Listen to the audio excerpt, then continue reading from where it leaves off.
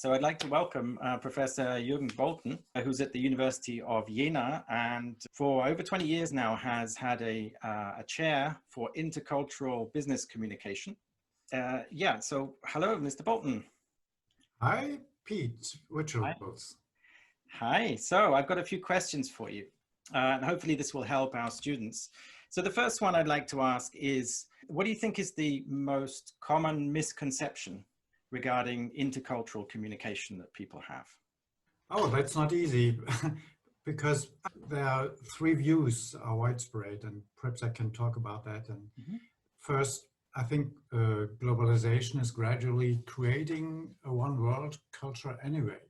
However, this does not take into account that everyone is socialized in very different contexts, and there are correspondingly very different experiences, which are also reflected very differently in language. In German, for example, a distinction is made between the terms imaginär and imaginativ. In English, there's only one term for this, it's imaginary. In such cases, misunderstandings can easily arise because one communication partner means something different than the other. Second, many people believe that cultures or ways of thinking are homogeneous within a country, continent, or language. They are then quite surprised when, for example, a German communication partner does not correspond to the generalized ideas of German. Misunderstandings then also arise. In fact, to stick with the example, there are over 80 million different socialization histories in Germany. Of course, there are commonalities due to common educational standards in schools. But everyone has their own experiences, may not even speak German as a mother tongue, or and has grown up in other communities due to their age. That is what makes it so difficult to find common ground in national culture. Third, I think it's often expected that everything must be different across cultures. One expects cultural differences, for example, in relation to colleagues born in other countries, or in relation to those who look different from oneself. But maybe there are no big differences at all because you studied at the same university in a third country, because the other person may have worked in the company for the same amount of time or longer than you have. In other words, misunderstandings arise because you expect them to arise. Well, that's what I think about that. Mm-hmm. Okay, thank you so much.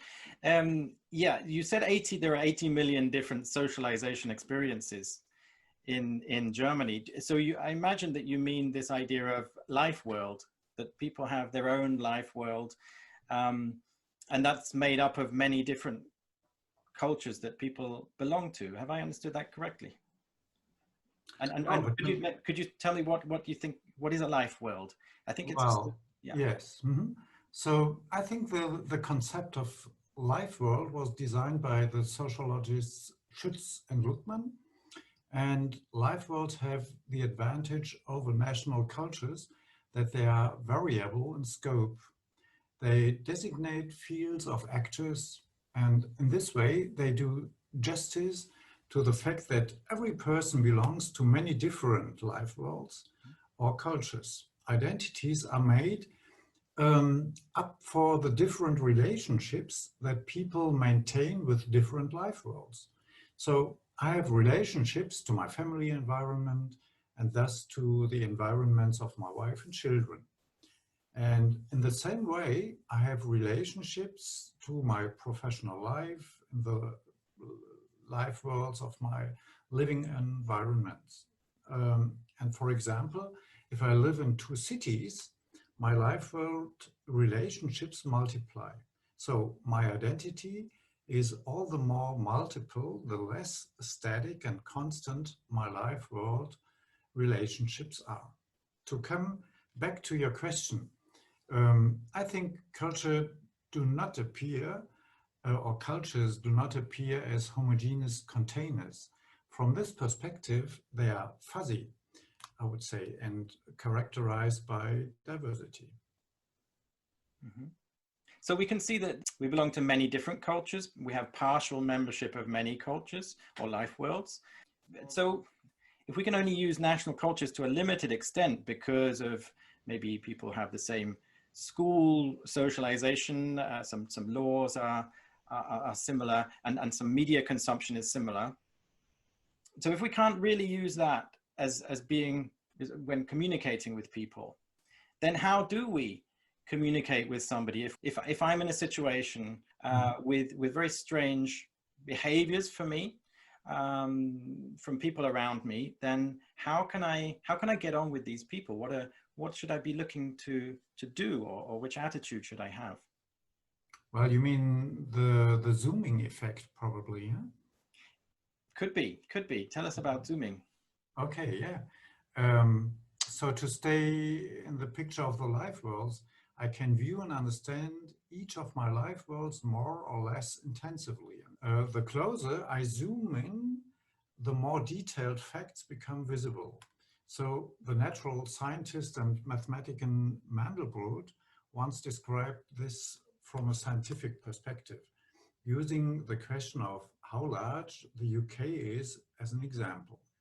He said, well, there's no right answer because it all depends on the perspective. So what we talked about before. So important is the perspective, and if I measure every pebble, the circumference will be many times larger than if I measure as the crow flies. It is the same with cultures. So your question, and if I do not zoom in, I do not recognize diversity. Cultures appear homogeneous. And we have already discussed the problems of such a view. So if I zoom in, I will take into account the individual pebbles, the actors. I will then be able to see and understand the diversity of a field of actors of a living environment. However, if I zoom in too close, I can no longer see the forest for the trees, and chaos arises in my head.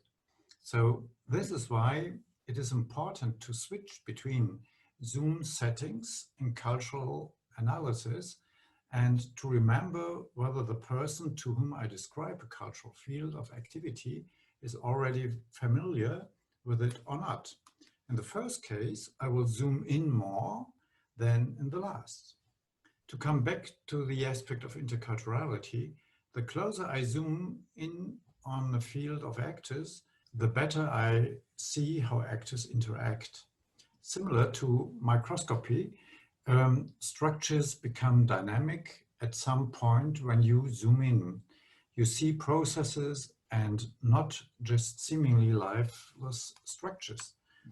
There's precisely the transition from the structure-related cultural perspective to the process-related intercultural perspective. And I think that's the answer to a question that we have to take a position between more structure-related and more process-related perspective. Mm-hmm. Thank you. If I want to work in a team and I want to get to know my colleagues, then which way do I go? Do I zoom in to the micro perspective, or do I zoom out, or how do I approach this from a zooming perspective if I'm working with some colleagues in a team? Well, you have to do both, I think. So it's this game of zooming in and zooming out. And so if you need structures, and if you want to have a look at structures, and if you want to have certainty in any questions, you will zoom out. And if you will or are interested in more in different things, you will zoom in. Okay. One last question, and that is, if we're working in a team, then how does our knowledge of interculturality affect the way we work in that team? How can we use that? Well, whether they absolutely have to become more effective, I do not know.